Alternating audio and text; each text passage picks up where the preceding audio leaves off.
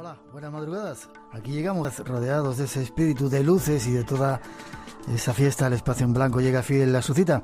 2 nuevas ediciones están ya listas para viajar por esos mundos que aquí en Radio Nacional de España nos gustan. Y para hoy llega una visita a un personaje que aún no había visitado el programa. Esta es una pista. En el Espacio en Blanco han pasado casi todos los maestros de este mundo del misterio, las grandes personalidades, pero nos faltaba uno y esta noche nos vamos hasta Barcelona para estar con él un rato. Miguel García Arracil, buenas noches. Muchas gracias, buenas noches. No me llamo García, me llamo Miguel Arracil, la G. de García, pero es igual, me has cambiado el nombre. ¿Y dónde lo saca yo todo eso? No sé, tú sabes, ayer me llamaron de Onda Cero y me llamaron Miguel Ángel, o sea que... A mí también me llama muchas veces Miguel Ángel. Yo que te quería presentar como un histórico, bueno, lo que eres, pues ya tenemos unos cuantos años, sí, has estado en todos los sitios, te has metido en todas las batallas. Más o menos. ¿Cuántos libros has escrito? Pues mira, este día del libro aparecerá mi libro número 50. ¿50 libros ya? Sí, o sea, 49 en este momento y 50 con el que saldrá para el día del libro. Y además una forma de escribir muy mordaz y muy especial porque ya no te callas nada, ¿no? No, por desgracia tengo la desgracia de ser un bocazas y decir lo que pienso, cosa que en este país nunca soy bien recibido. Y das a diestro y a siniestro, derecha, izquierda, arriba y abajo, cielo e infierno. Exactamente, sí, les doy más caña al cielo que al infierno, porque como he pedido la excomunión y no me la envían, seguramente iré directamente allí. ¿La has pedido? Sí, la pedí un día en un programa que estaba mi buen amigo Andrea Faber-Kaiser, sí. y la pedí, o sea, aparte de pedirla oficialmente, pero no me la han enviado, y fíjate si te hablo de hace años. Hace años. Miguel, ¿y por qué te metiste en esto del misterio? Pues bueno, creo que yo tengo 54 años, que debe ser más o menos una edad parecida a la tuya, y en aquellos tiempos ya me gustaba el tema del misterio, o sea, el misterio y la aventura y los viajes.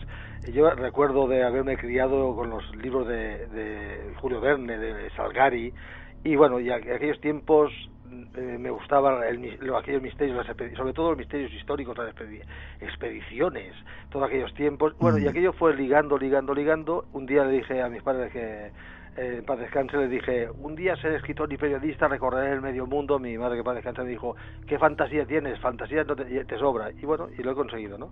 O sea, siempre me ha llamado el tema de los misterios, bueno, pero algunos misterios, o sea, los enigmas del pasado, los misterios del pasado, o sea, eso me gusta, temas como ocultismo, tipo tarot y todo, no me interesan. Ya.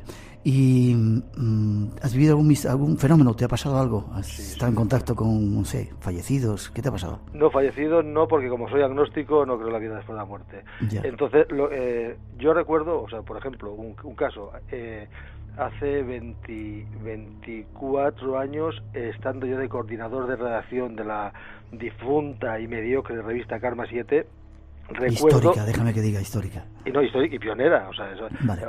Sí, pionera, pero no, o sea, si miramos la que hay ahora, vemos la poca calidad, y si la comparamos con la que había entonces también, la otra que había en el mercado, que era Mundo Desconocido de Andreas, vemos que aquella no valía para nada, no, valía poco.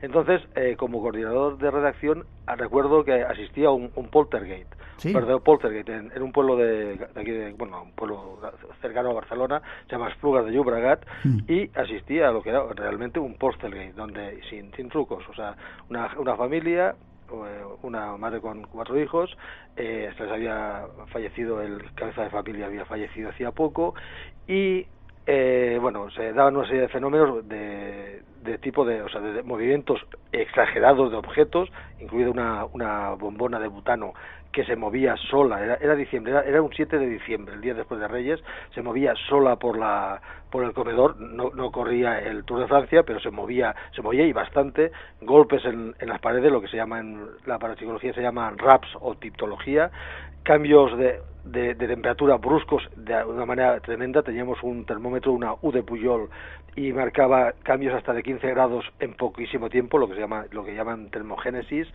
y unas teleplastias, unas caras que aparecieron en el lavabo, que salieron publicadas en la revista Karma 7. Esto es un fenómeno de aquellos paranormales, que se comentó después con el fallecido Francisco de Asís Robati, creo que te acordarás posiblemente de él, que él era himnólogo, además de diplomado en enfermería, y bueno, se hicieron una investigación y casi seguro que lo producía uno de los hijos, uno de los chavales, que lo producía por lo que los parapsicólogos llaman psicorragia o psicorrea, un desprendimiento de energía, y además les había dado por jugar con ese puñetero juego, que de juego no tiene nada, que es la Ouija, ¿no? Eso es un fenómeno paranormal de los que vi. Después, Alguno, no sé, alguna cosa he visto e incluso alguna me arrepiento de haberla escrito. En mi último libro, Cataluña, guía del terror, salí en defensa de la mujer de la curva. Expliqué un caso, un caso cuando todos sabemos o todos sabíamos o todos creemos o creíamos que es una leyenda urbana, que posiblemente el 99% de los casos era una leyenda urbana. Yo en este libro, Cataluña, guía del terror, de Editorial Bastet, comento un caso y doy el nombre de las dos personas que estábamos allí, que vimos un caso que de leyenda tenía poco, y si le añades que yo no fumo nada y casi no bebo alcohol, o sea, no fue ninguna alucinación, ¿no? Cuéntanos qué pasó, no nos dejes así. Pues muy fácil, pues que estábamos en Francia, había ido a Francia para hacer un reportaje, era director yo de Mundo Oculto, hace unos 14 años creo que hace aproximadamente, y fuimos a Pau, cerca de Lourdes, a hacer un reportaje, y en un momento dado nos perdimos, estaba lloviendo y era muy oscuro, la carretera muy mal señalizada, y cuando ya nos dábamos por perdidos, no encontrábamos la ciudad. Entonces, en un momento dado, encontramos a una señora normal y corriente, ni flotaba, ni levitaba, ni ninguna cosa parecida, no en una curva, sino en una recta que había. Le dijimos, bueno, nos hizo parar, la paramos, le dijimos dónde íbamos, nos dijo que ella iba para allí, que si la acompañábamos, lógicamente con una noche de lobos, para ella fue un alivio, para nosotros tener una guía era todavía mejor. Llegamos, nos fue indicando en un momento dado, como en las leyendas urbanas famosas, decirnos atención, que había una curva que no la había visto, iba muy nervioso porque íbamos muy fuera de tiempo. Y entonces, bueno, la curva la tomé como no la había visto, la verdad, me hubiera comido aquella curva. Y bueno, seguimos, entramos en la población y curiosamente, cuando llegamos al lugar, al frenar, bueno, era un semáforo que había en la entrada de dicha población, al mirar hacia detrás, ni estaba la señora, ni había agua ni nada, o sea, alucinación, vete a saber qué. O sea, quizás como al estar tan cerca de Lourdes, algún católico diría que era la Virgen, pero yo te digo, como yo soy agnóstico, no creo en la Virgen, por lo tanto no sé lo que pasó.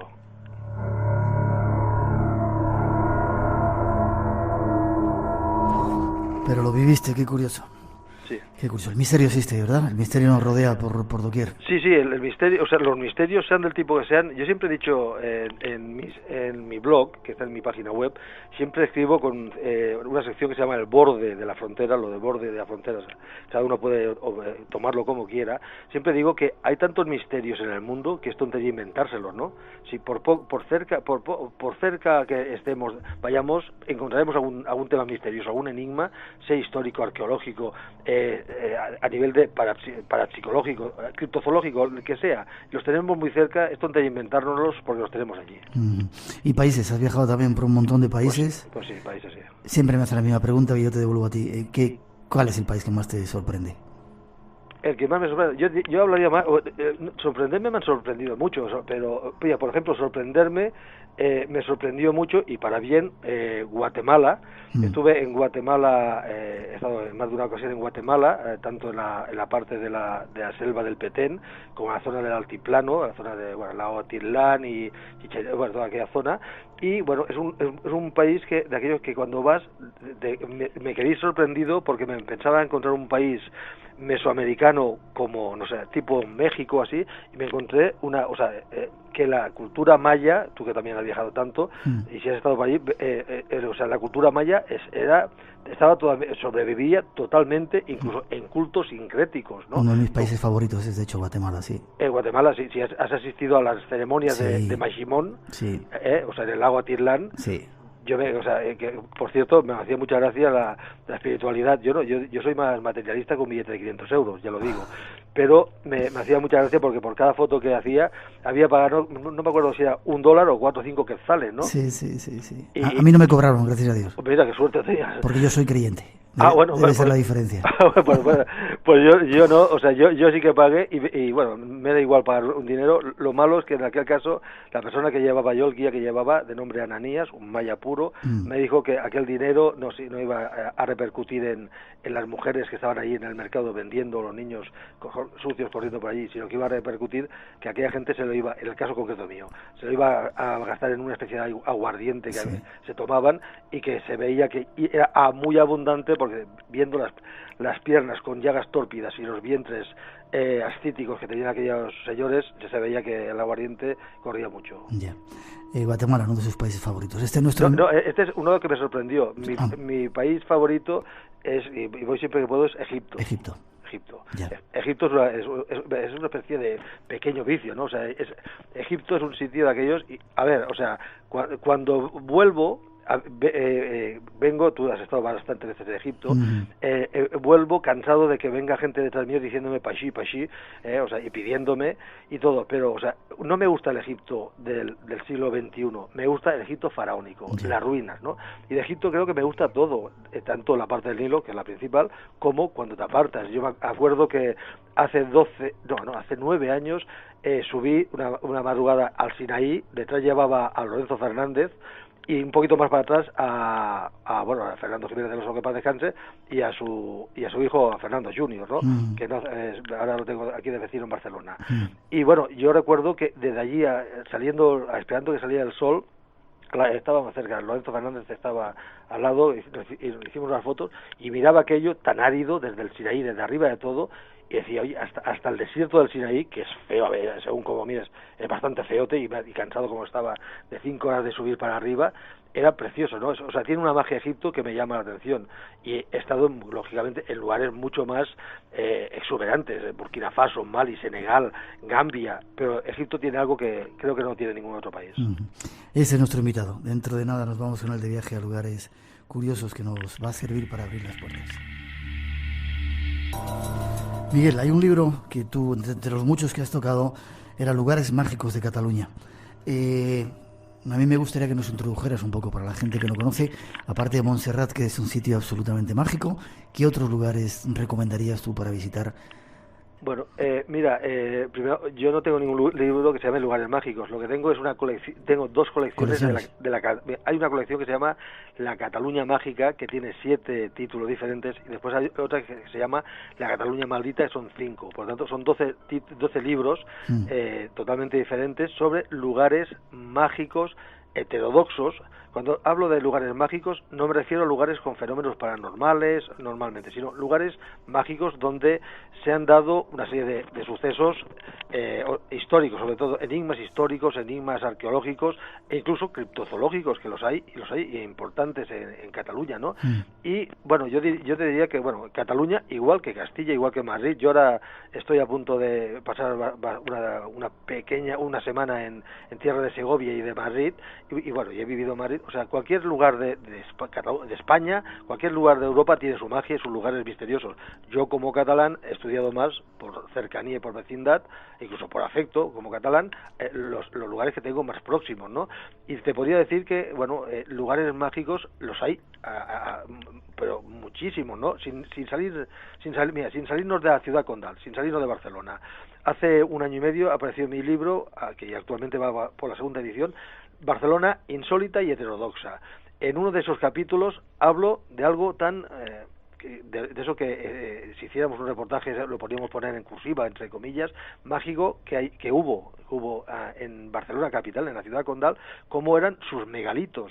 La gente viene, sabe que está la Sagrada Familia, Montjuïc, el Tibidabo, muchas cosas, pero la gente desconoce, por ejemplo, que en la Barcelona capital existieron un buen número de megalitos, con toda la sacralidad que se le ha dado al tema de dólmenes, menires, cromlechs. Estos megalitos, no, o sea, aparte de los que pudieron ser destruidos en la antigüedad, algunos de ellos, por ejemplo, el que había en Montjuïc y del que han quedado alguna imagen en las gacetas del final del siglo XIX, era visitado y dibujado por muchísima gente, y actualmente la gente ni tan siquiera sabe que cerca del castillo de Montjuïc es una montaña, es la montaña propia de Barcelona más que el Tibidabo, pues aquella que además tuvieron importantes propiedades los templarios. Mi próximo libro, que saldrá para Sant Jordi, para el 23 de abril, de cátaros y templarios en Cataluña, pues bien, los templarios tenían allí como siempre, los templarios eran muy peseteros, tenían allí una buena cantidad de terrenos de cultivo, que no los cultivaban ellos, para eso tenían quien se los cultivara, y cerquita, y por toda aquella montaña había un gran número de ermitas y de cuevas, las cuevas siguen estando pero tapadas, y de ermitas solo queda una, Santa Marrona, y también tenían algunos megalitos, entre ellos, ya te digo, un dolmen que hasta finales del siglo XIX todavía estaba allí. Debajo de la Sagrada Familia, dice un gran escritor, un gran investigador que nos precedió a los que estudiamos el tema de la Cataluña mágica, que era Joan Llarch, nos contaba en una ocasión en una entrevista que se supone que debajo de la Sagrada Familia, que no deja de ser la última catedral iniciática que se ha hecho en Europa, pues ese enamorado del misticismo y del mundo esotérico que era Antoni Gaudí, sabía que debajo había existido, o vete a saber si todavía está ahí metido, enterrado, un dolmen. Tenemos en Barcelona un barrio que se llama Camp de l'Arpa, Camp de l'Arpa, y es sencillamente una deformación de Campo del Arca. Arca es el nombre que hasta el siglo XIX se le dio en Cataluña, y en otros lugares supongo, pero en Cataluña a los dólmenes, y este está documentado hasta finales del siglo XV, que el rey Fernando el Católico, que era muy católico y como tal todo que era muy heterodoxo lo destruía, lo mandó destruir. O sea, tenemos mucho, y estoy hablando de algo que está está en el mismo Barcelona. Te invitamos a entrar en un mundo único. Espacio en Blanco. Mucho más de lo que puedas imaginar. En Radio Nacional de España, con Miguel Blanco. Y esta noche con Miguel Aracil también, otro tocayo desde Barcelona, hablando de algunos misterios de Cataluña y abriéndonos el camino hacia otros mundos. Miguel, has hablado de los templarios. Sí. ¿Tenían algún tesoro que, como algunos pensaban o piensan, han podido guardar por ahí en el país de los catalanes, el país cátaro y por ahí? Pues mira, Montserrat, o como decían. No, mira, yo escribí un libro que me lo pidió Lorenzo Fernández, supongo que buen amigo tuyo y mío. Cierto. Me lo pidió hace años, hace algún tiempo, que me dijo: Miguel, tú que de historia está bastante fuerte y tiene muy mala leche, hazme un libro de templarios, pero un libro en el que hables de la parte negativa, cuando todo el mundo, a raíz del primer libro de Dan Brown, todo el mundo hizo un libro hablando de los templarios, haciendo panegírica a los dos templarios, que a veces lo merecían.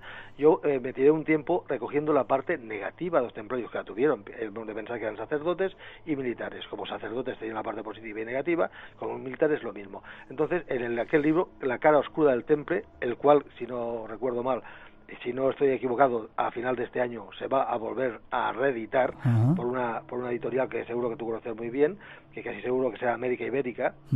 Pues bien, entonces me fui profundizando mucho en el tema de los templarios, la parte positiva, la parte negativa y el famoso grial que siempre habían hablado. Yo estoy convencido que, primero, los templarios, una élite de los templarios tenían unos conocimientos ocultos, unos conocimientos esotéricos que habían aprendido en Oriente. O sea, en un momento dado en Oriente reciben unas enseñanzas herméticas, esotéricas, pero una élite. Hemos de pensar que habían senescales, mariscales, caballeros, sargentos, por lo tanto, pero la parte de arriba tenían unos conocimientos esotéricos, eso está clarísimo, unos conocimientos que les hicieron buscar enclaves concretos, enclaves telúricos, por donde andaban. Actualmente hay un doctor en geología, profesor de geología de la Facultad de Barcelona, que ya está trabajando hace mucho tiempo, y como a nivel científico, con aparatos científicos, sobre estudiando in situ los enclaves templarios y si realmente existían estas fuerzas que nosotros llamamos telúricas y los geólogos las llaman de otra manera.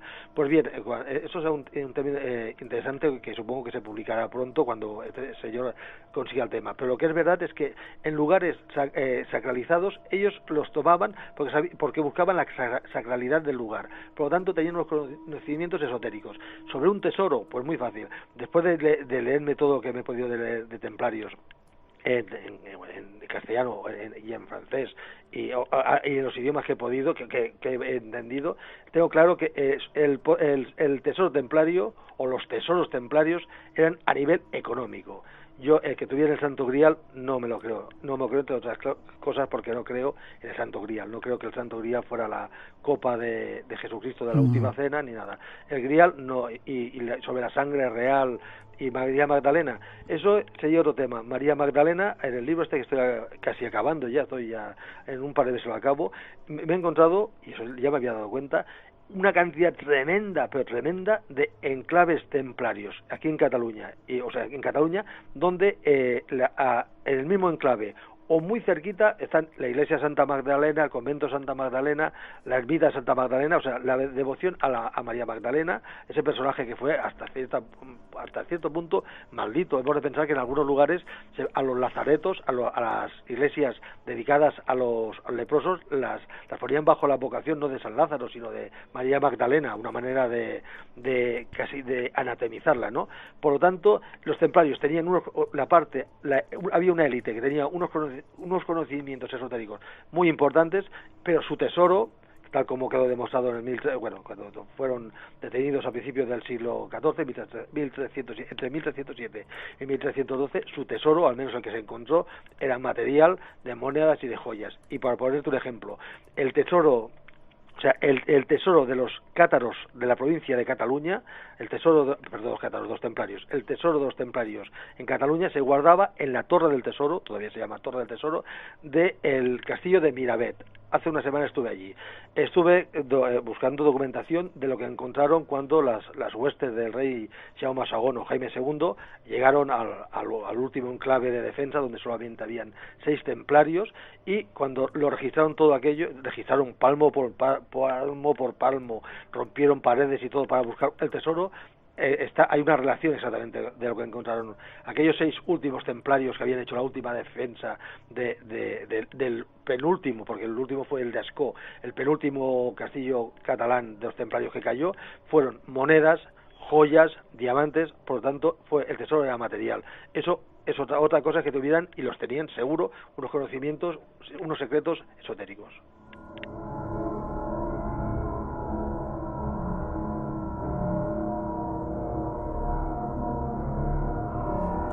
Seguimos, Miguel, si te parece.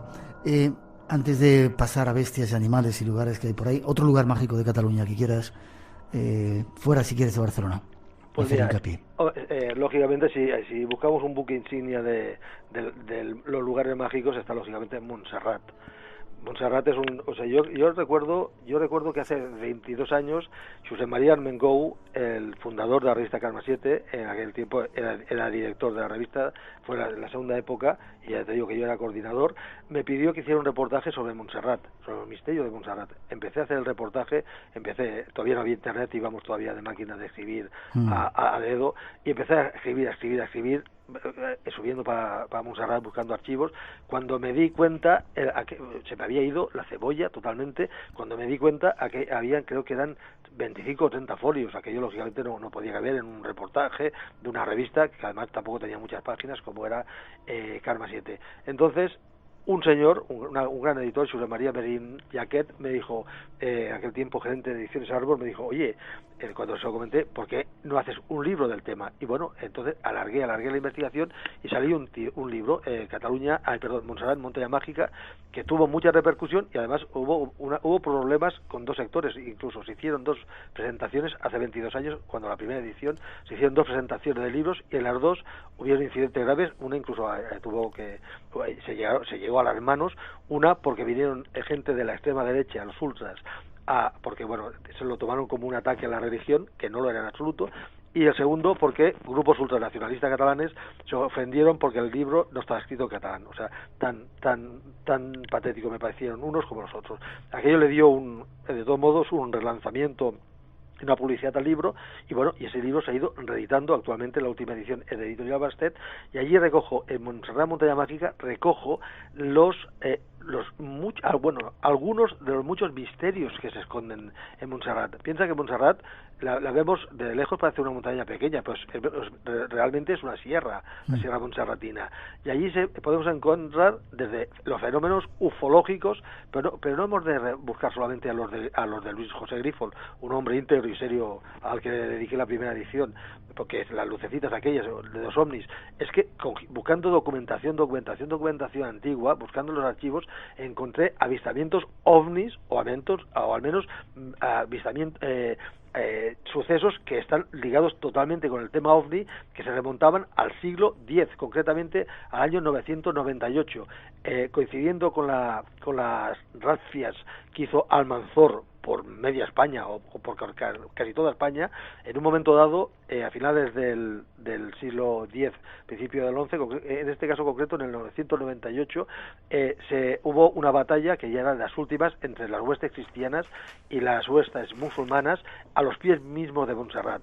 Y en un momento dado, dice la crónica, que de la parte más alta de la montaña bajó una especie de nube muy luminosa lanzando espadas y flechas, y lo que diría Andrea Faber-Gay se diría una nube del engaño, ¿no? Pues lanzando flechas, lanzando espadas contra los musulmanes, y aquello decantó la batalla a favor de los cristianos, afortunadamente. Entonces, a partir de aquí fui siguiendo, y en el siglo, esto ya digo, final del siglo X, en el siglo XIII hay avistamientos, en el siglo XIV hay avistamientos, en el siglo XV hay avistamientos, y bueno, y así hasta la actualidad. Por lo tanto, es un lugar donde se han dado muchísimos avistamientos ovni. Eso es un tema. Segundo tema, el tema de las desapariciones.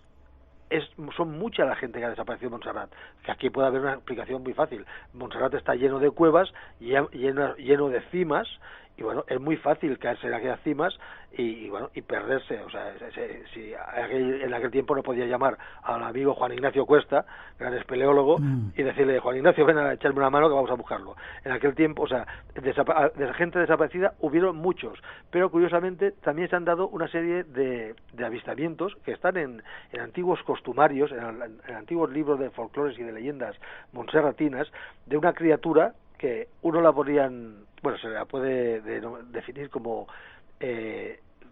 criptozoológica, ufológica o sencillamente legendaria, cada uno dependiendo, que se le conoce como el Peladits, traducido al castellano sería el Peladedos.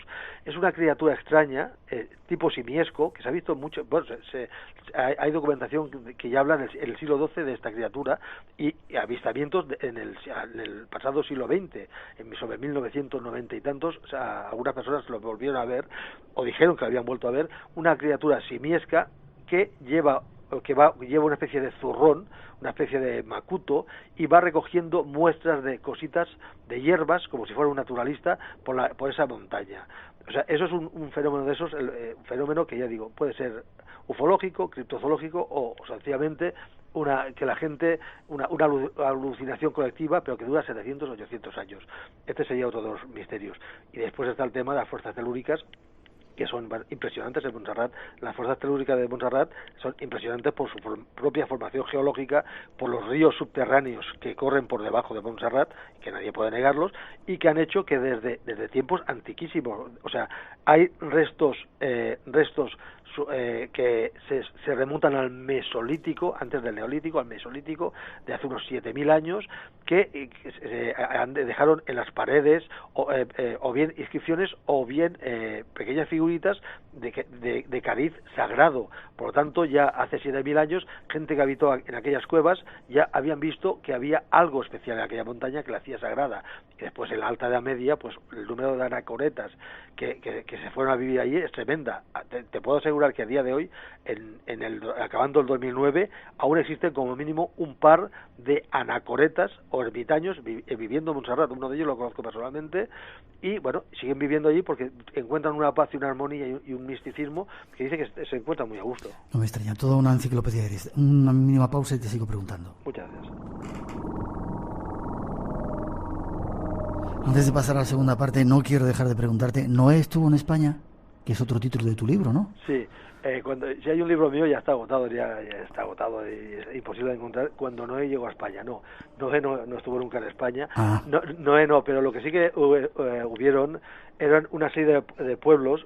A España llegaron, a la península ibérica llegaron una serie de pueblos que algunos historiadores los han querido denominar noélicos, y que no sabemos de dónde venían, no tenemos ni idea de dónde venían, posiblemente de tierras atlánticas, y que fueron dejando su huella casi imperceptible en la península ibérica, en lo que actualmente son España y Portugal. Estos pueblos que llegaron en tiempos protohistóricos, llegaron a tierras peninsulares, a tierras ibéricas, son lo que yo en aquel libro denominé Cuando Noé llegó a España, porque fueron dejando restos arqueológicos que la arqueología más ortodoxa ha intentado encubrir, mientras que la arqueología más heterodoxa las ha dado a conocer. Por ejemplo, en Castilla y León, en una zona de Castilla y León, más concretamente en la zona leonesa, se encontró, en un caso concreto, encontraron restos arqueológicos que pertenecían a la cultura troyana. Nos hemos de remontar siglo XIII-XIV antes de nuestra era. En aguas catalanas y en aguas baleares se han encontrado bastantes restos de pertenecientes, y aquí no soy noélico porque son totalmente documentado, restos egipcios, que muy posiblemente lo habían traído los cartagineses o los fenicios. Pero en lo que es la península ibérica, lo que es en la península, se han encontrado restos que no tienen explicación. Por ejemplo, en la zona de Lleida existe una ciudad enorme. Yo entrevisté para la revista El Ministerio de Arqueología, que en aquel tiempo la dirigía José León Cano, y de jefe de redacción estaba Nacho Ares. Entrevisté al arqueólogo que estaba haciendo las excavaciones en una ciudad inmensa cerca de Lleida, y que no pertenecía a los íberos, era muy anterior a los íberos. Entonces son pueblos que en un momento dado llegaron a la península ibérica, dejaron su huella. El paso de los tiempos y posiblemente la dejadez del mundo arqueológico los ha ido olvidando, y en ese libro, que te digo, ni me acordaba casi de él, que lo escribí creo que hace unos 20 años, pues fui recogiendo este tipo de sucesos insólitos e incluso yo diría incómodos, esos hallazgos incómodos que se dan en... Vamos con la segunda parte de nuestro programa. Miguel Aracil, ya te conocía, pero es que eres una biblioteca, no se sabe por dónde pillarte porque enlazas un tema con otro. Vamos a ver seres extraños, dioses y megalitos. Es cierto que la Iglesia Católica se ha apropiado en todos los lugares de los sitios donde había una fuerza telúrica especial y donde anteriormente había una mezquita o un templo a otra vocación, pagano incluso diabólico. Sí, bueno, esto lo han hecho, yo creo que lo han hecho todas las religiones. El sincretismo se ha dado en todas las religiones, y el cristianismo, hemos de pensar que, o sea, si hablamos del cristianismo, a mí me hace gracia cuando hay gente que dice que el cristianismo se apoderó de Europa con la caída del Imperio Romano, con los primeros siglos de la Alta Edad Media. Eso es totalmente falso. Hemos de pensar que hubo países eslavos que hasta el siglo XIV no eran tan siquiera cristianos. Y lo que es verdad es que el cristianismo, como otras religiones, pero el cristianismo en concreto, primero intentó convencer a la gente para que dejara de creer en cultos paganos, y si no lo consiguió, o bien se cargó el lugar de culto, o bien lo sincretizó, o incluso sincretizó las divinidades. En un libro mío, el que se tituló, es antiguo también, 17, 18 años, se titulaba El enigma celta, yo recogí algunos casos, por ejemplo, de los problemas que tuvo la Iglesia Católica, o el cristianismo en concreto, pero la Iglesia Católica todavía más, con una divinidad celta que tenía un gran culto, que era Brigitte. Y en un momento, cuando no pudo, como vio la Iglesia que no pudo combatirla, sencillamente, si fuera un equipo de fútbol, diríamos que la fichó, la cristianizó y la llamó Santa Brígida. Santa Brígida es ni más ni menos que la Brigitte de los celtas. Entonces, ¿qué pasó? Que en los lugares donde la gente, los pueblos celtas, adoraban a esta Brigitte, a esta diosa Brigitte, pues pasaron a adorar a Santa Brígida. es de esto Juan García Tienza ha escrito su libro El Santoral Diabólico y pone bastantes ejemplos, y bueno, por ejemplo en Cataluña, en el resto de España y en el resto de Europa. Yo un lugar que me gusta mucho es Bretaña. Bretaña es yo soy un enamorado de los megalitos, y creo que en pocos lugares se pueden disfrutar tanto de los megalitos como en Bretaña.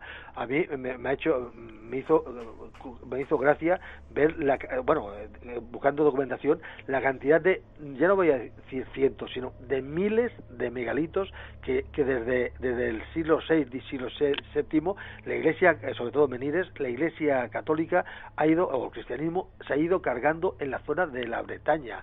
Hemos de pensar que incluso hay túmulos, el famoso túmulo, no la isla de San Michel, que es una maravilla, y que además abajo tiene un dolmen, eso está claro. O sea, en el Mont Saint-Michel debajo había un dolmen, o sea, primero hubo un dolmen, después hubo un templo al aire libre de celta. Los celtas no tenían templos cerrados, lo celebraban sus rituales al aire libre, y después se hizo la primera iglesia prerrománica, después la románica, después la gótica, hasta llegar a esa maravilla que es Mont Saint-Michel. Pero relativamente cerca de allí está el túmulo de San Michel, cerca de Carnac, concretamente cerca de Carnac está el túmulo de San Michel, que es una montaña, y encima hay una ermita, la ermita de San Michel, tocayo nuestro, ¿no?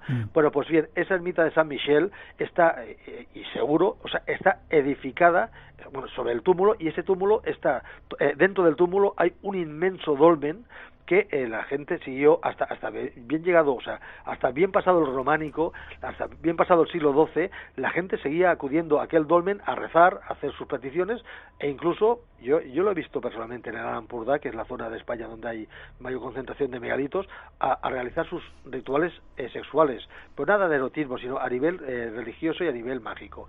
Entonces, como la gente seguía adorando y acudiendo a aquel túmulo, pues sencillamente es un túmulo que debe tener unos 30 o 40 metros de altura, sencillamente pusieron encima una ermita, la ermita de San Michel. Hemos de pensar que muchos lugares, sobre todo de Gran Bretaña, de Francia, incluso de España, donde encontramos enclaves con los nombres San Miguel o San Jorge, San Michel, San George, o sea, muchos de esos lugares son lugares que se sincretizaron porque eran lugares de cultos paganos y que se resistían a ser abandonados, olvidados por la gente, y la Iglesia los sincretizó poniéndoles exactamente este tipo de santos bajo su advocación. Y te ponía un ejemplo concreto de los leys. Los leys son esas líneas rectas que se descubrieron, un tipo de línea Hartmann, pero que en Inglaterra, incluso en Gran Bretaña, hay alguna revista especializada solamente con los leys, ¿no? O sea, hay ley hunters, cazadores de leys. Pues bien, estuve estudiando una que me gustó mucho. Yo soy muy aficionado a topografía, me gusta mucho el tema, pero no con el GPS, sino yo soy todavía en plan Boy Scout, de la brújula y mapa. Hay uno que empieza en las costas de Tarragona, la Costa Dorada, en San Miquel, que está en Cubellas, en un templo que se llama San Miquel, o San Miguel en castellano, en Cubellas. Sigue una línea recta, que va a través, que tiene más de 200 kilómetros de línea recta, es un ley, que va atravesando una cantidad tremenda de lugares sagrados, de antiguos enclaves arqueológicos, de iglesias románicas, alguna catedral gótica, o sea, increíble, y va a morir a otro San Miguel, o sea, a San Miquel de Cuixà, en el Pirineo francés, actualmente en territorio francés, de la Cataluña francesa, en la zona del Rosellón, y San Miquel de Cuixà, un lugar iniciático, un lugar donde yo siempre he defendido que la autora de la novela vampírica, la historiadora, se basó en unos hechos reales que allí ocurrieron. Pues bien, hay esa línea recta, pero recta en el mapa exacta, que va de San Miquel de Cubellas a San Miquel de Cuixà, actualmente en territorio francés. Es un ley perfecto y atraviesa una cantidad tremenda de enclaves telúricos y enclaves sacralizados por la Iglesia. Miguel, estamos a punto de terminar. 3 minutos nos quedan, no queremos entretenerte más en esta ocasión. Esos lugares que están marcados con esos dólmenes podían ser como las agujitas de acupuntura de los chinos, y el planeta estaría sembrado por esas líneas que significan sitios muy especiales, y hubo otra humanidad que los conocía. Sí, mira, yo soy partidario porque he aceptado teorías de investigadores anteriores a que los menires concretamente, pueden ser una especie de acupuntura, de geoacupuntura, que seguiría una especie de como los meridianos de la acupuntura, pero a nivel de las fuerzas telúricas de la madre tierra. Entonces allí hablo de todos los lugares sagrados que yo he estado de Europa, Asia, África e Iberoamérica. Y entonces doy mi teoría, que no es original mía, ni muchísimo menos, antes que yo la han defendido muchos otros investigadores, de que hay una serie de lugares que son sagrados donde la madre tierra, en esto sí que estoy convencido y soy crédulo totalmente, el planeta Tierra es un ser vivo, que cada día menos vivo, lo estamos matando poco a poco, por desgracia, y esta madre tierra tiene unos lugares por donde fluyen estas fuerzas positivas o negativas para el ser humano y para los animales, y que el ser humano, o sea, una cultura muy anterior conocía estos lugares, y concretamente en Europa lo marcaron con dólmenes y menires que después, en el caso de los dólmenes, serían aprovechados como tumbas, porque es verdad, tú hablas con un arqueólogo, un prehistoriador muy ortodoxo y te dirá, no, oye, los dólmenes son tumbas porque hemos encontrado huesos en su interior. Es verdad, pero también le puedo decir, oye, las catedrales no son tumbas, y también si excaváramos encontraríamos huesos en su interior, por la sencilla razón de que gente que se creía, que estaban convencida que era un lugar sagrado, se hacía enterrar allí. Entonces, los megalitos para mí sí que sean dólmenes, menires, cromlechs, cercle de Fades, como lo queramos llamar, son lugares que indican un lugar telúrico y un lugar sagrado.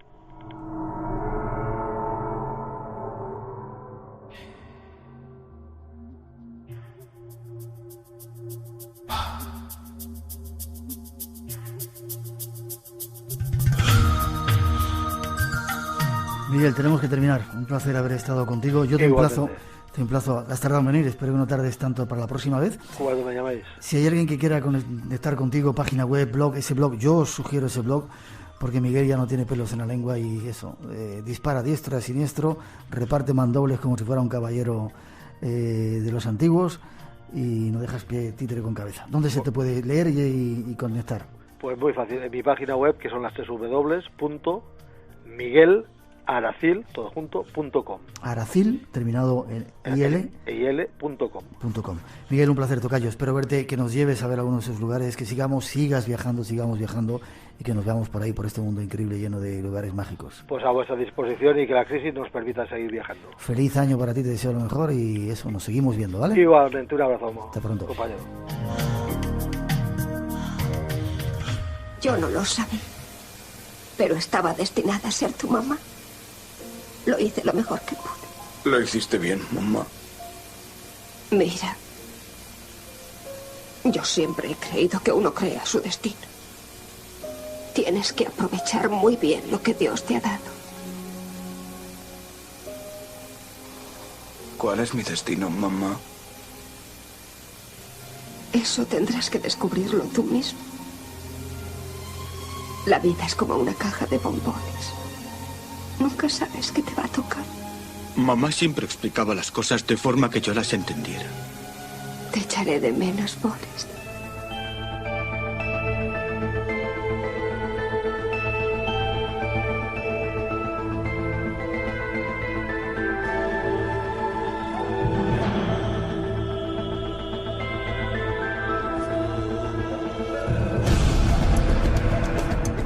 La vida es como una caja de bombones, decía Forrest Gump, y en este tiempo siempre os deseamos que os toquen los mejores, los más dulces, los mejores, los que mejor os vengan para todos.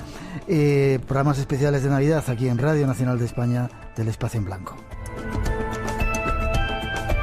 Una mínima pausa, se acercan las noticias, el tiempo justo para informarnos y preparar el nuevo tiempo del programa, que seguramente tendrá que ver con algunos misterios de este tiempo que dicen de Navidad, y que a lo mejor no tiene nada de Navidad, y que a lo mejor hay más mentiras que engaños en ello. No os vayáis, enseguida regresamos con invitados especiales aquí al Espacio en Blanco, a Radio Nacional de España. Volvemos enseguida. Hola, buenas noches. Aquí llegamos estrenando los primeros días del nuevo año, en plenas fiestas y con más ganas que nunca de compartir una nueva madrugada. Esto es el Espacio en Blanco y tenemos 2 horas hasta las 4, las 3 en las Islas Canarias, para salir de viaje y responder algunas preguntas que nos hacéis. Juanjo Benítez, que se acercará unos minutos al programa a traernos respuestas e historias inquietantes de las cuales poco se ha hablado. Y como no queremos perder mucho más tiempo, ahí llega nuestro primer tema, Miguel de la Cuadra Salcedo.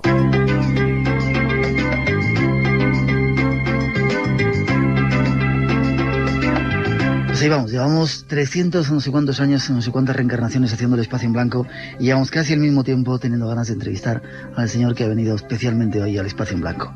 Él es Miguel de la Cuadra Salcedo. Don Miguel, un placer tenerte en el programa. Pues buenas noches, igual, porque esto de partir, de conversar, esa palabra que ya se está olvidando, con un amigo, como ya se olvida de que hay estos artilugios delante de nosotros que se llaman micrófonos. Pues nada, buenas noches a todos los que nos oyen. Qué placer que estés aquí con nosotros.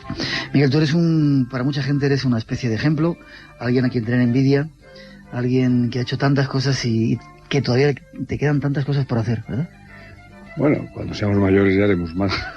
Ahora, lo de envidia, yo sí que tengo envidia. El otro día vi, porque me acordaba de hace tantos años, 17 años que salieron de Irún, ya sabes que yo soy vizcaíno por padre y navarro por madre, esa familia de vascos que dieron la vuelta al mundo en 17 años, también eso me ha impactado mucho, ¿no? Esos chicos que han crecido en el nomadismo. A ver qué pasa, porque yo creo que si todos fuéramos un poco más de nómadas, quiero decir, un poco más libres, pues entonces seríamos, ese viaje iniciático que dure más tiempo sería más formador de almas humanas, y no lo que tenemos ahora, que con las prisas salimos todos torturados de esa iniciación de la juventud y adolescencia. Hay mucho viajero, hay mucho turista, pero hay poco viajero, ¿verdad? Claro, hay que volver a los antiguos, ¿no? Esto del turismo lo inventaron los griegos. Los viajes eran académicos algunos, los olímpicos había también, cuando iban a hacer las olimpiadas, pues había unas olimpiadas culturales en aquel tiempo, se aprendía, formaba. Se escribían diarios de viaje, fíjate, el diario de viaje, uno de los más importantes fue el que escribió el viajero Jenofonte, la Anábasis. Yo creo que hay que socratizarse un poco más, quiero decir, ser discípulos de Sócrates y aprender en esos viajes, que es mucho mejor viajar con exceso de kilos en libros que en cosas raras que se compren por ahí. ¿Cómo comenzaste tú a viajar? ¿Cuándo comenzaste a viajar? No, pues muy pequeño, porque yo cuando aprendí a leer, porque yo viajaba en los libros, aunque rime, no es menos cierto que y no se trae por los pelos la rima esa, la aventura es lectura, entonces, y la lectura es aventura. Y yo pues me enamoré de toda esa época de los libros de caballerías, que en el fondo es lo que motivaron también a todos aquellos españoles del siglo XV, XVI, XVII, leían libros de sin ir más lejos, el que se terminó a principios del XVII, el Quijote, pues es otro libro de aventuras, romántico, viajero, de gente que iba deshaciendo el mal por ahí. Yo creo que es muy importante tener una filosofía dentro de esos viajes y no viajar por viajar, no coleccionar viajes, ¿no? Oye, no voy a ese sitio porque ya he ido, ¿no? Por favor, si lo más bonito es volver, ¿no? No sé, hay mucho que hablar de esas cosas, pero desgraciadamente las velocidades, el reloj, gran enemigo del viajero, el calendario, gran enemigo del viajero, ya estoy diciendo que no hay que quedarse días, sino tampoco semanas, allá el calendario empieza a dejar de funcionar, sino años en los sitios, ¿no? Yo creo que eso es muy importante. Y desgraciadamente hoy en día pues se viaja mirando un reloj. Y quedan también los viajes hacia el interior. En todas las religiones pues hay esa concentración, esa etapa, como en Oriente, cualquiera que vaya a Oriente sabe que en Tailandia, por ejemplo, todas las familias, todos los hombres han pasado, y algunas mujeres también, por los conventos en una etapa de un año, porque es un periodo de reflexión o de un viaje interior, ¿no? Aquí lo inventó un gran viajero y uno de los fundadores de la Comunidad Europea. Digo Comunidad Europea porque en el año 1500 pues hubo quien pensó que había que reunir a las mejores cabezas pensantes de toda Europa, y ese se llamaba Íñigo de Loyola. Entonces él fundó, creó, investigó, viajó en ese viaje al interior, fue el que hizo los ejercicios espirituales. Pero no vayan a creer ustedes que hablo yo aquí con un misticismo católico detrás, no, es con esa religiosidad que uno aprende en los mundos primitivos, entre comillas, que no lo son, y no en este mundo materialista que yo creo que nos pone unas gafas en la que nos deja ver menos, sentir menos, y en el fondo pues ser menos libres y ser más desgraciados, ¿no? Hay que liberarse, y esos mundos amazónicos, son mundos de las selvas de Oriente, de las selvas de Borneo, de Nueva Guinea, pues como tienen pocas cosas, son personas, entes sociales y comunidades que han bajado tanto el techo de necesidades que para ellos es muy fácil ser feliz, porque ese listón está muy bajo. En cambio nosotros, ya termino, nosotros, me acuerdo de una frase de mi abuela, decía, oye chicos, mi abuela era navarra, tenéis empacho de bienestar, tenemos todo, y teniendo todo es muy difícil ser feliz. Tu abuela era sabia. Era sabia. ¿Te puedo hacer una pregunta? Todas las que quieras. ¿Has hecho algún pacto? ¿Cómo estás tan bien siempre? Te estoy mirando la cara, el pelo que tienes. Parece que tienes 15 años todavía. Bueno, eso me lo decís los que no sois muy peludos. Bueno. No, pero es una incomodidad, siempre se me cae por encima, no me deja ver. El peluquero cada 3 meses cuando le veo, o 2 meses, o 15 días, porque me crece como... Pero en fin, no has hecho ningún pacto. Ningún pacto con ninguno de los miles de demonios, de los miles de sitios que hemos ido. Vienes del deporte. Te empiezo de atrás para adelante. Vale. De atrás, me acuerdo que la Federación Internacional de Atletismo, me remonto al año 56, cuando íbamos a Melbourne, precisamente a Australia, el mismo continente que ahora. A una olimpiada íbamos 4 españoles. Enrique Granados, gran nadador, que hubiera conseguido por lo menos clasificarse igual pues a una final. Joaquín Blume, que hubiera tenido alguna medalla de oro, el mejor gimnasta que teníamos. Ángel de León, que ya había sido medalla de plata en Helsinki de tiro, era un inspector de policía. Además, hay que decirlo, porque eso no lo ha dicho nunca nadie. Inspector de la policía de la época de Franco, pero sus hijas son todas las León que cantan, o sea, son completamente hacia el otro lado, ¿no? Sí. Muy serio, muy disciplinado, y tuvo una medalla de plata. Erauskin, que me enseñó a mí a tirar jabalina, y yo que iba por disco y jabalina. Félix Erauskin era un vasco que ya había estado seleccionado para la Olimpiada de Berlín, año 1936. Ya me remonto a fechas. Bueno.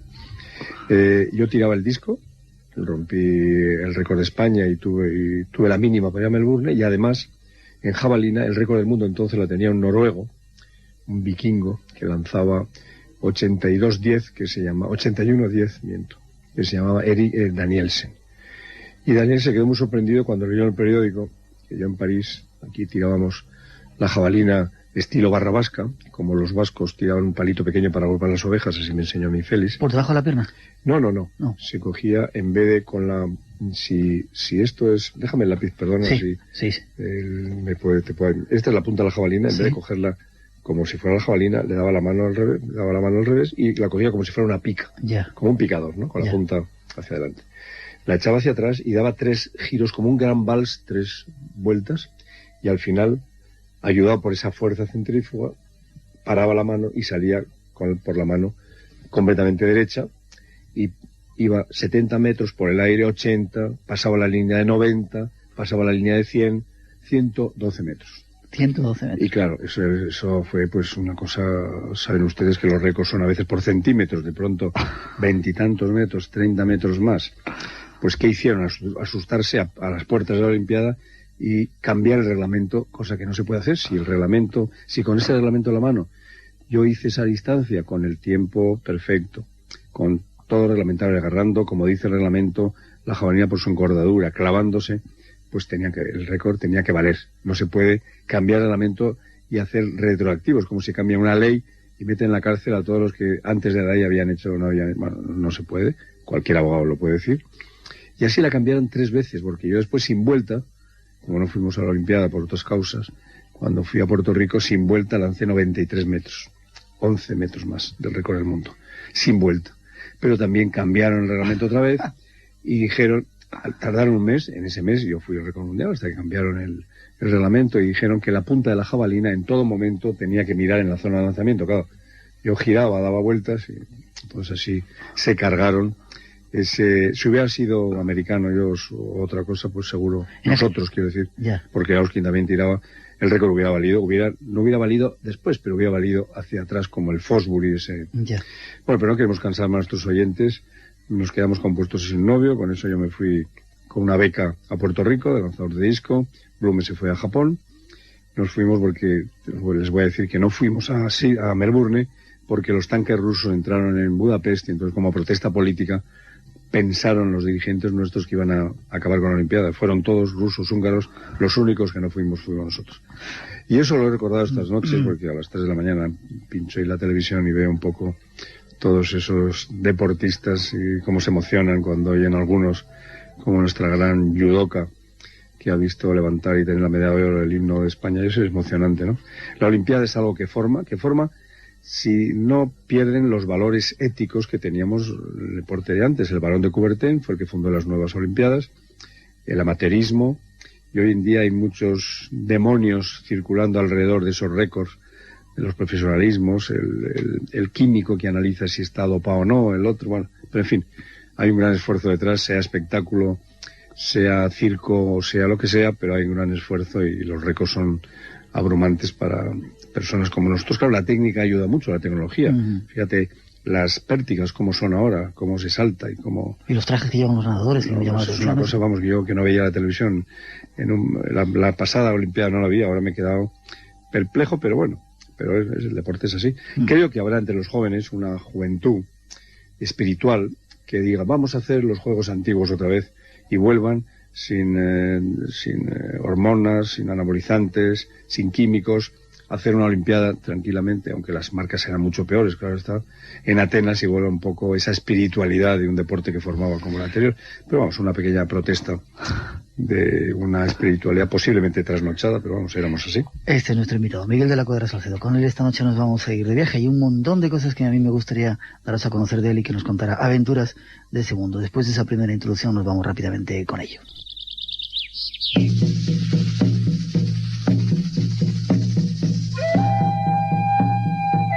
Ha viajado por los 5 continentes de este planeta nuestro. Ha conocido algunos de los lugares más legendarios de la Tierra. Su trabajo, durante mucho tiempo, consistió en viajar y contárnoslo. Y él fue uno de los primeros en hacerlo.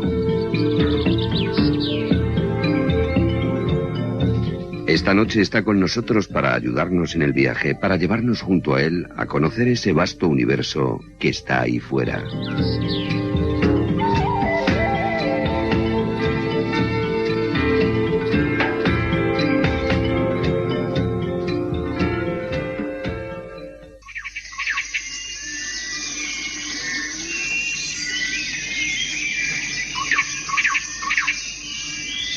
Sí, estamos comenzando el viaje con esos pajaritos de fondo, entrando en una de esas muchas selvas donde has estado, Miguel. Pero antes de marcharnos de viajes concretos, a mí me gustaría alguien ya como tú, maestro, en plan de sabiduría, no de conocimientos. No, por favor, ¿qué cosas dices? Yo te considero Somos así. curiosos de la vida, ¿no? Ya es mucho. ¿Qué es para ti la muerte? Pues mira, ni he pensado mucho, o sea, porque cuando se piensa en la muerte alguien se piensa siempre con preocupación o con distancia, respeto, miedo. No tengo ningún miedo, vamos. ¿Qué harías si murieras dentro de una hora? Pues yo, hombre, llamé a mi mujer, pero seguiría haciendo esta entrevista, o sea, que digo que no. No tienes miedo. No, ¿Has estado? No, me preocupado. ¿Has estado sin embargo cerca de la muerte, hombre, ¿no? cerca, nuestra profesión en televisión, hemos estado en muchas guerras, pues 8 veces en Vietnam, en un avión con napal a 10 metros en la guerra del Kipur, en la cárcel sin saber que casi condenó a muerte, me acuerdo, en Nigeria, porque querían que éramos mercenarios. Hay muchas veces, pues que sí, el mismo Amazonas sin riesgo, pero uno como al principio no lo conocía, eso, bajar los ríos a las 4 de la tarde, ya se empieza a ir el sol a las 5, porque ya sabes que siempre en el trópico a las 6 se va a buscar un sitio para poner una hamaca, los ruidos, los cuentos que te contaban, los mitos, las leyendas, todo eso te va rodeando. El mismo monte en España, sin más lejos, pues los lobos, los perros que ladran, pues hay gente que ladra, es que... Pero bueno, yo creo que pequeños miedos, uno de los grandes miedos que pasé con 17 años, pues fue corriendo al encierro de Pamplona delante de un toro, que no son miedos, que siempre nos ha gustado estar cerca de ese riesgo, miedo, no del pavor, porque ese gustirrinín así de la adrenalina empezando a salir, pues es interesante siempre, ¿no? ¿Crees que hay vida después de la vida? ¿Después de esta vida? Sí, soy católico y creo que hay vida, porque además la creencia que comparto cuando viajamos por estos mundos amazónicos, orientales, siberianos. Todavía no he visto alguien que viva en civilizaciones distintas que las nuestras. Ya te digo, antes he dicho la palabra primitivos entre comillas, porque ni son primitivos ni... América es una lección de esas, fue una herencia nuestra de esos 500 años de ida y vuelta, pero el pueblo americano es católico y creyente. Y además, diría más, ese catolicismo que dejaron en los mundos precolombinos y que fueron asimilados porque ellos tenían parecidas convicciones, parecidas creencias. Por ejemplo, la Virgen de Guadalupe de México, el Cerro Tepeyac, ellos cuando van los indígenas a rezar, no van a rezar a la Virgen de Guadalupe, van a rezar a la diosa Tonantzin. Y entonces Tonantzin Guadalupe, la diosa madre de los aztecas, hay ese sincretismo entre una religión, eso es lo que hace apasionante esos mestizajes como el nuestro en América, en que hoy en día pues no se sabe, es como si aquí viniera un templo romano y después una iglesia, no saben si están adorando a una virgen, a Venus, porque claro, se van en los mismos sitios precisamente que están elegidos por sus condiciones geográficas especiales, desde el templo romano, pues en Ampurias desde el griego, después el romano, después el católico, o compartir a veces lugares como en Córdoba, ¿no? Yo creo que es muy importante y nos acercan. Precisamente ahora hemos estado en San Blas. San Blas es Nayarit, en la costa del Pacífico, un sitio donde de ahí nació todas las expediciones al noroeste de las costas de Alaska, por España, claro, donde fue Junípero Serra, y donde hicimos una aventura muy interesante, porque el alcalde, cuando fui a hacer la prospección del viaje, un rayo había destrozado la iglesia de Nuestra Señora del Rosario y la Virgen que estaba allá, que según los investigadores de la Universidad de Tepic, estaba copiada de la que tenían los dominicos en Cádiz, la Galeona, ya se llamaba la Marinera. Y nos pidieron una réplica, la llevamos, eso fue una especie de procesión como del Rocío, porque el rey se había conseguido esa copia, y diciendo vivas al rey, pero no al rey de España, sino viva el rey que nos ha mandado, como si no hubiera otro, ¿no? Pero eso con miles y miles, con toda la gente que había allá. Y yo creo que ahí es donde vinieron 3 marroquíes, uno de ellos era de Tetuán, que estaba en el programa nuestro de la Ruta Quetzal BBVA, como sabéis que nos llamamos, y yo le dije, bueno, tú eres musulmán, ¿cómo vienes? No, para mí Cristo, la Virgen, todos son profetas, o sea que hay una unión de todas las religiones por arriba. Hay unas creencias más allá que yo creo que unen. Hay agnósticos también que son muy, por ejemplo, en nuestro programa, los domingos, cuando hay misa, porque la mayoría son católicos, decimos, bueno, el que sea agnóstico puede no entrar o salir, o sea que hay un gran respeto también y tolerancia hacia un lado y hacia otro, ¿no? Supongo que no todos los que van en Sevilla a la feria ni van a la procesión de la Virgen del Rocío, pues todos son católicos, pero bueno, a su manera España tiene unas herencias también desde los sabios de 800 años, que yo creo que son muy interesantes. Lo que hay que ser es tener una religiosidad o espiritualidad, que no quiere decir que tengan una religión especial, sino en el camino de Santiago se aprende eso. Es un camino de convivencia, de aventura, de tolerancia, y algo hay ahí que une a las gentes, sean o no sean religiosos. Hablemos de otras cosas. ¿Crees en visitas de seres extraterrestres a este planeta? No. Y eso que he viajado con pilotos, me acuerdo cuando fuimos a ver un viaje que hizo el rey a China, el piloto de Aviaco, que venía con nosotros, me dijo y me contó como 2 veces había sido, entre paréntesis, visitado, como venía una especie de luz, se paró delante, iba a su velocidad, después iba, claro, son cosas que igual no se saben explicar, supongo que alguien igual tendrá más datos. Ahora venimos de Nuevo México, precisamente uno de los sitios del mundo donde más parece ser que hay estos fenómenos extraños.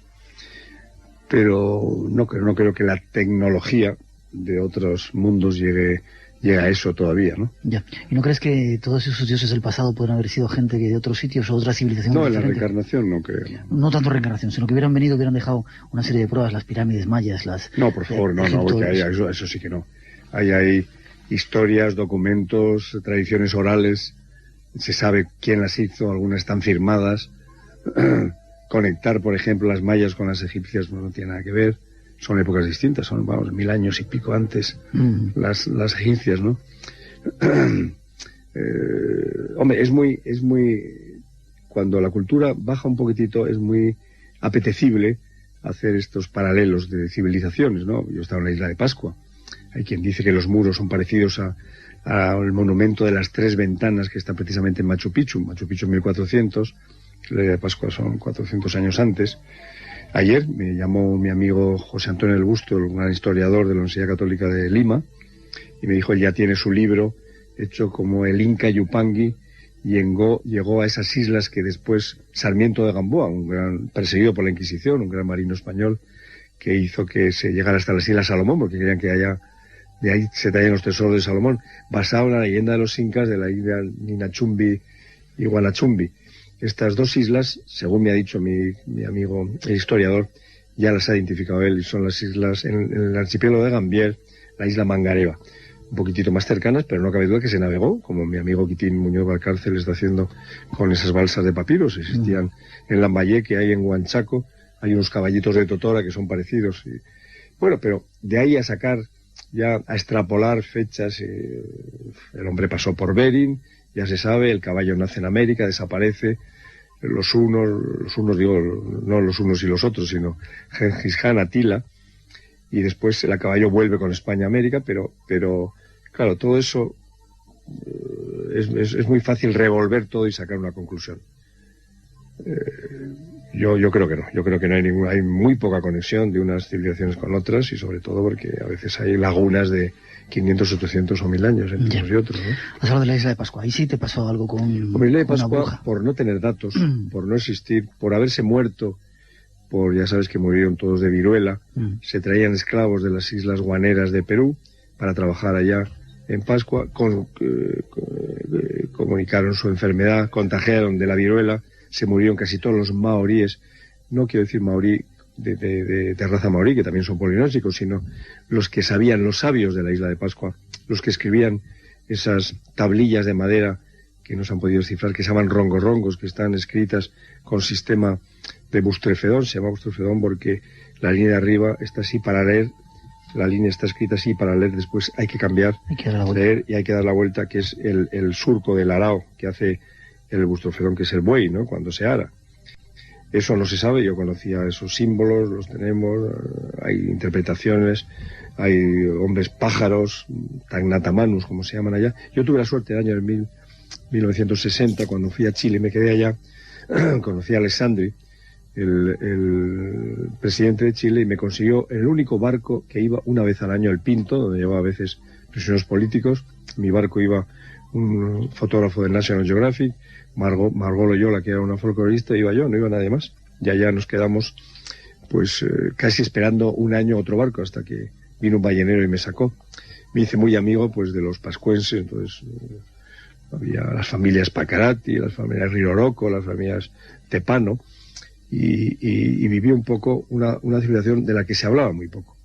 Ahora después ha estado de moda y todo el mundo ha ido, ya se puede ir en avión, y hablan de psicofonías pero vamos, no se sabe de dónde viene. Se cree que vino de Tuamotu, pero es muy atractivo porque hay muchas leyendas detrás, hay cantos, hay que todavía se cantan y no saben lo que significan. Cuando van a pescar hay que hacer unos exorcismos con unos juegos de hilos, unas cunitas, como las otras cunitas, pero que se va moviendo un hombre subiendo a la montaña, de ahí tira la red, y todo eso, con esos cantos, pues son un poco los que siguen sin saber por qué cantando. Y es por ejemplo, ahora que veis gente, que hay películas vestida ya con plumas de moa, que se dice gallina, ya todo eso es mentira, todo eso han imitado en esas reuniones que hay con todos los pueblos polinésicos a otros, pero no saben nada de su pasado. Yeah. Es un pueblo que no tiene pasado, lo tiene todavía sin descifrar en esas tablillas o rongorongos.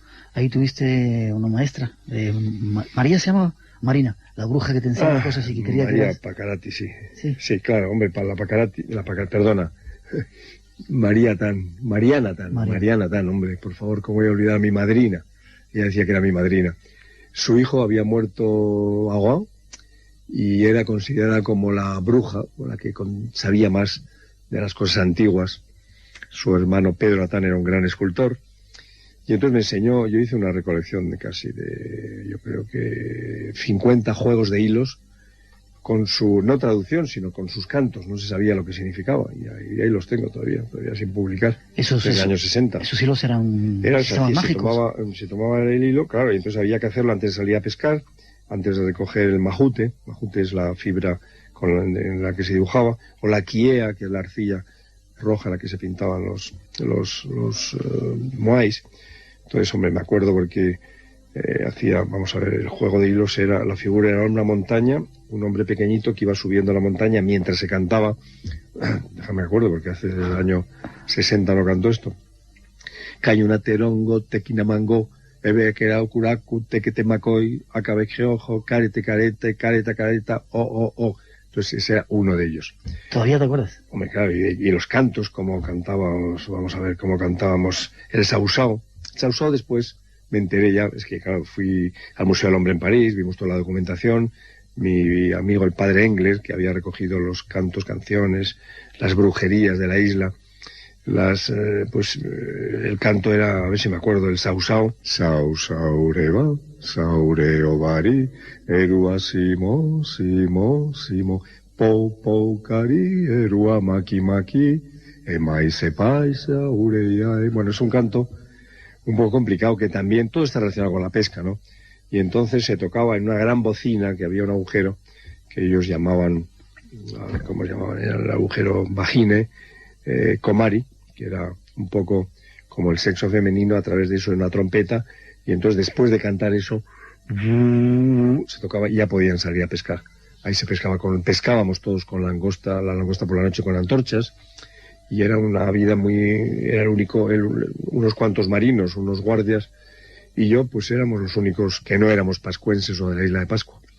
Tengo un vocabulario del pascuense actual, el pascuense actual es idioma tahitiano, el obispo tepano de Tahití, llevo allá unos cuantos tahitianos que se mezclaron, pero allá distinguen muy bien quién es de raza pascuense y de raza, por ejemplo, el hijo del descendiente de los reyes de Pascua se llama Riroroko, los tepanos son también los pacaratis son tahitianos, y entonces todos hablan a una especie de tahitiano, y es una experiencia muy profunda que yo tuve cuando tenía, sobre todo por esas prácticas un poco de brujería desconocida, xamánica. Siempre el mundo de los xamanes me ha interesado mucho. ¿No vas a hablar los xamanes siberianos. ¿Estuviste de ayudante de medium también en otro lugar? Bueno, no sé con quién te ha contado todas esas cosas. Bueno, eso nunca lo he contado en ninguna entrevista. Cuéntame, si quieres. Sí, hombre, en la isla, cuando fui a Puerto Rico, cuando tuve la beca de atletismo, me acuerdo en Mayagüez, hoy es Puerto Franco, entonces no lo era, pues me hice muy amigo de una medium, porque allá el espiritismo está muy desarrollado, lo mismo que en Brasil. Yo ya había leído, porque me había interesado mucho ese tema, había leído los libros del padre Heredia. El padre Heredia es un padre jesuita. ¿Lo conocías tú? Sí. ¿Habías oído hablar del padre Heredia? Sí. Que un poco pues desenmascara como un jesuita, claro. Ese mundo importante y apasionante, y lo cuenta de tal manera, los raps y las materializaciones de espíritus y todos los ectoplasmas. Y claro, yo ya me metí con mi amiga la medium y yo he sacado ectoplasmas, ¿sí? He materializado espíritus, ¿sí?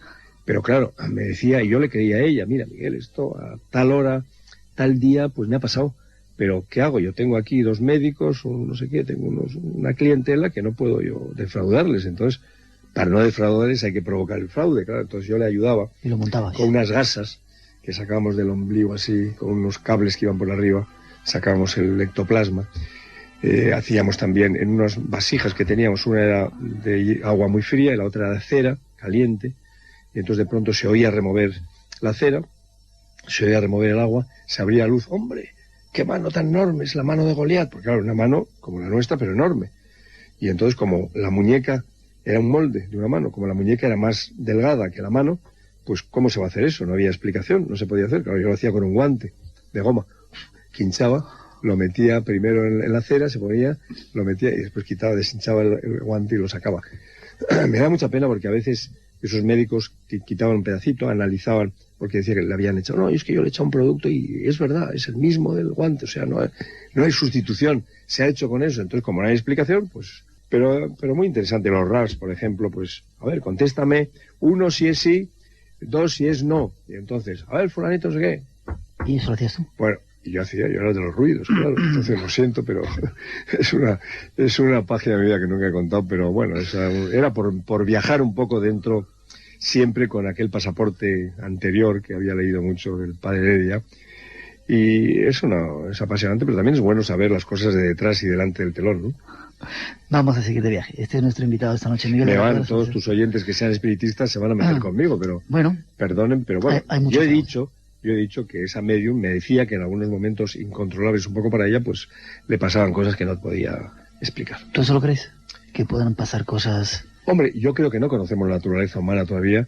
La telequinesis, yo estaba en el Tíbet, me han contado cómo pues a 30 metros movían objetos pesados, como yo he visto un lama en pleno invierno, con un frío terrible, meter una especie de sábana de algodón, ponerse desnudo, ponerse la sábana encima empezar a echar humo. Yo le tomaba el pulso, 180, 190 pulsaciones, o sea, autocontrol, la secaba. Las autohipnosis, mirándose a su ombligo de muchos lamas que corrían kilómetros y kilómetros medio hipnotizados. Es el control de la mente, es muy importante. Eso no tenemos tiempo, no es que estamos inventando sustitutos del cerebro con los ordenadores, las meninges no son las nuestras, son los chips, lo otro, no hay pensadores, entonces no estamos desarrollamos lo que hay alrededor nuestro, pero no a nosotros. Yeah. Nuestra cabeza es la misma ahora que hace 100 años. No hay un Schopenhauer, no hay filósofos, no sé, sí los hay, pero vamos. Pero debíamos dedicarnos un tiempo de verdad a desarrollar más nuestras posibilidades físicas, que a veces nos sorprenderíamos también, y hoy en día hay muchos casos de telepatía, se ha usado hasta en las guerras mundiales últimas, estos se han hecho desde submarinos, o sea, algo hay ahí que todavía no sabemos, ni dominamos, ni hemos entrado en ese mundo. Este es nuestro invitado, Miguel de la Cuadra Salcedo. Nos vamos de viaje ahora en la segunda parte a hablar de chamanes, al Amazonas y esos otros lugares que él muy bien conoce.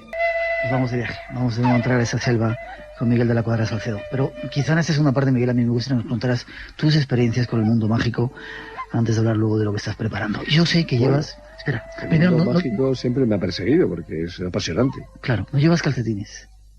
No, nunca, hace 20 o 30 ¿Por qué años. ¿No llevas calcetines? Yo creo por comodidad, ¿no? Me siento prisionero en el fondo si me pongo calcetín porque... No sé, es que no sirven para nada, ¿no? Hay unos maravillosos zapatos hoy en día y si no sandalias o lo que sea, no me los pongo. A veces no me los pongo ni para ver a ministros, me acuerdo, el presidente de Cantabria se quedó muy... Claro, ¿te has olvidado? No, es que no. A veces me hace pasar apuros, sí. Ya, sin embargo, si tienes un calcetín del Che Guevara... Bueno, es una historia octubre del 67, allá en Valle Grande, ¿no? Sabíamos que había un guerrillero que lo habían acorralado. ¿No sabéis quién era? No se sabía quién era al principio. Y allá me acuerdo que estuvimos en el lavadero del hospital, porque esas fotos que han aparecido del Che Guevara muerto es el lavadero, no es una enfermería, no es el lavadero. Él estaba, y tampoco estaba solo, estaba con 6 de sus compañeros y con varios tiros. Hicimos un programa para Televisión Española que le dieron un premio de la crítica fíjate, en aquel tiempo era yo lo recuerdo perfectamente. La España de Franco, y nos votaron todos los delegados de los países del otro lado del telón, porque pues yo creo que demostramos muchísimo antes que se supiera la verdad, porque había una entrevista de Centeno Anaya diciendo que había muerto por las heridas del combate, el médico del hospital diciendo este hombre ha muerto instantáneamente porque tenía un tiro en el corazón, y fue un programa muy... El soldadito que estaba en una cama del hospital que había pegado un tiro, se le encasquilló la metralleta al Che y dijo no me mates, soy el Che, o sea, toda la historia, ¿no?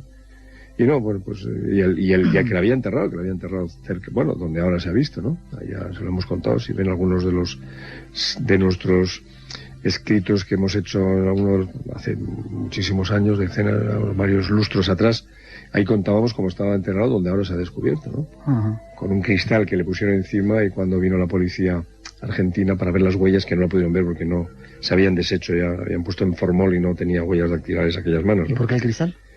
¿Perdón? ¿Por qué el cristal? No, le pusieron el cristal encima, pues se conoce que al abrirla para ver la cara, ¿no? Ya. La cabeza, que todavía tenía, no sé si después se la quitaron o no, las manos se las cortaron, eso sí. Ya. ¿Y cogiste un calcetín de él?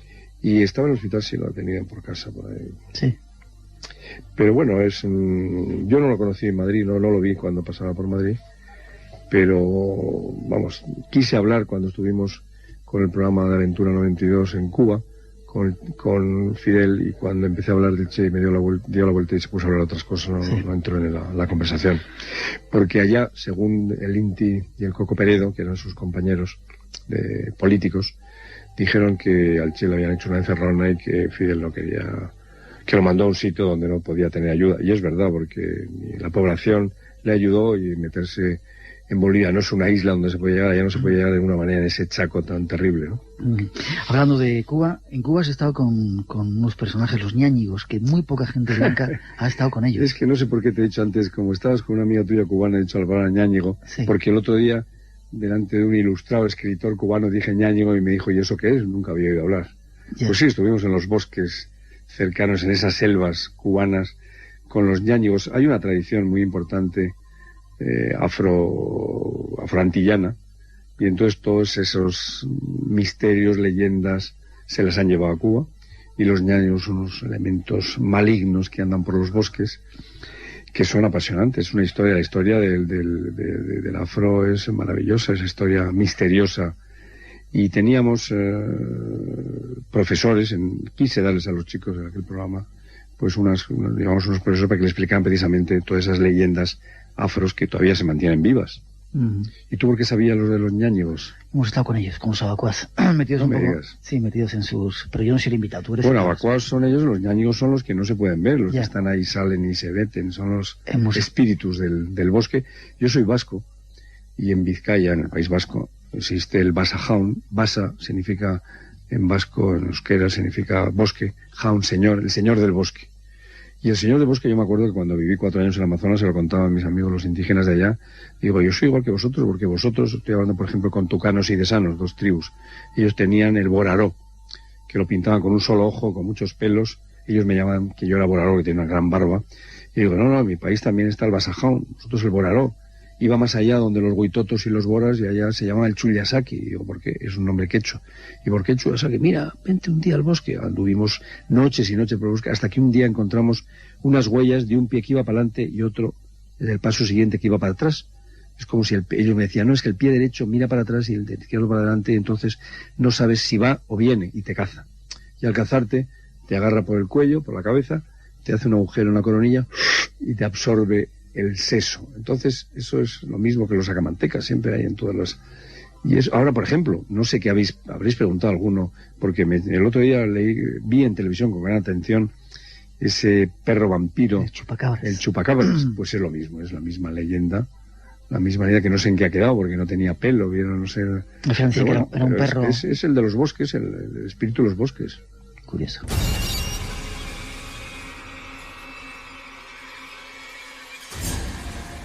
Abre tus sentidos. Un nuevo universo de respuestas te espera. Espacio en Blanco. En Radio Nacional de España. Con Miguel Blanco. El misterio continúa.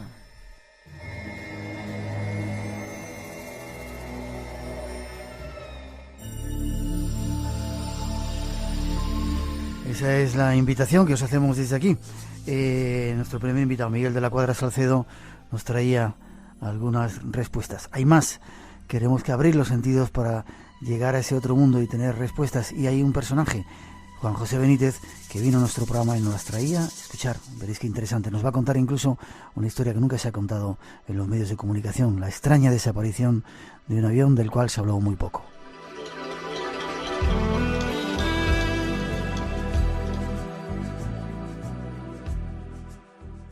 En principio preguntarte, ¿tenéis constancia, ya que tú has sido, yo creo, el único o el primer periodista español que ha logrado que el gobierno español le diera parte de esa información secreta? ¿Tienen suficientes datos ellos de que los ovnis son algo más que objetos volantes no identificados? Muchas más de las que nos imaginamos. Muchas más de las que puede sospechar la opinión pública mucho tiempo. Tienen, no solamente nuestro país, sino otros muchos países que están mucho más avanzados que nosotros, tienen todas las pruebas que nos podamos imaginar. Saben perfectamente qué es el fenómeno OVNI y desde hace prácticamente 44 o 45 años. ¿Tanto? Sí, yo creo que desde que se sentaron a negociar después de la Segunda Guerra Mundial ya tenían la sospecha y al poco ya sabían de qué se trataba. Los han salido a perseguir miles de veces, tienen pruebas, han tratado de derribarlos, tienen probablemente restos de estas naves y de los tripulantes, y hace muy poco tiempo ocurría en nuestro país un acontecimiento del que tampoco ha sabido nada la opinión pública y del que merecería la pena interrogar, por ejemplo, al ministro de la Defensa. ¿Dónde está ese avión de despegue vertical, ese Harrier que ha desaparecido en Andalucía? ¿Dónde está? Serían una de las muchas preguntas que habría que responder, y si no puedes responderla tú tampoco, difícil. Bueno, hay una serie de investigaciones en marcha. Creo que es la primera vez que se habla de este tema en un medio de comunicación. El piloto ha desaparecido, el avión también. No hay restos de ninguno de los dos. Otro avión norteamericano que iba detrás ha proporcionado una serie de informaciones muy interesantes. ¿Iba volando sobre España? Volando en España, sí, en el sur. En el sur. Y bueno, es un caso más, es decir, no es el único. Perdóname, cuéntanos un poquito más el caso. ¿De repente iban volando, otro avión iba detrás de él y de repente desapareció en el aire o cómo fue? Sí, hubo en el aire, sí, exactamente. Hubo una aproximación, suponemos, porque la investigación no está terminada. Es un asunto que entra, lógicamente, dentro del secreto militar y hay muchas dificultades. Hubo una aproximación de algo que sospechamos que es un ovni y este piloto español y este Harrier, este matador, como llaman entre los españoles a los aviones de despegue vertical, se esfumó. Testigo, repito, el piloto norteamericano que iba detrás. Yo te quería preguntar eso. ¿Qué es lo que saben los gobiernos que son los ovnis? ¿Qué son? Naves no humanas. ¿De otros planetas? Por supuesto. Ya. ¿Y cómo se puede explicar la pregunta típica de siempre, que lleguen desde increíbles distancias, años luz? Es que seguramente, con toda certeza, están manejando un sistema de viaje, entre comillas, que no tiene nada que ver con lo que nosotros estamos haciendo ahora, de forma o de igual modo que la navegación vía satélite que nosotros estamos utilizando ahora no tiene absolutamente nada que ver con las piraguas que utilizaban los pascuenses. Ya. Y Juanjo, ¿por qué no lo cuentan los gobiernos? Aquí decías en esa parte que nos ha servido de introducción que es un poco dejar en ridículo las tecnologías actuales de la Tierra. Pero ¿no crees que ya es momento? En Estados Unidos no sé si son el 70% de las personas que ya creen en la existencia de otros seres y que posiblemente estén visitándonos. Tú en tu último libro, La Quinta Columna, hablas de que incluso que están entre nosotros infiltrados. En España yo no sé si ya mucho más del 50% de las personas sabemos, creemos y estamos convencidos que hay algo más que todo esto que nos han contado. ¿Por qué no dicen, no sé, una parte de la verdad por lo menos? Pues me imagino porque el gobierno español, como muchos de los gobiernos satélites de los Estados Unidos, también dependen de las directrices que marcan en ese sentido los servicios de inteligencia y los militares norteamericanos. Es una bola de nieve, entonces yo me imagino que cuando no el 50%, sino el 100% de la opinión pública pregunte, haga presión, quizás no tengan más remedio que reconocer que han estado guardando este secreto durante tantas décadas. Por otro lado, ellos se encuentran en una situación muy comprometida, es decir, desaparece un Harrier en España, desaparece su piloto. ¿Qué explicación van a dar en el Parlamento? Ha desaparecido y se sabe que no ha sido un accidente. Sí, no ha aparecido ni un solo resto del avión, nada, absolutamente nada. Desapareció en pantalla. Hay un testigo que iba detrás volando de este avión español. Entonces la postura de los militares ante la opinión pública, ante los políticos, ante el Parlamento, es realmente embarazosa. Si ustedes tienen constancia y seguridad de que hay otros artefactos superiores a los que ustedes están manejando y a todos los sistemas de seguridad y defensa, ¿para qué no sirven ustedes?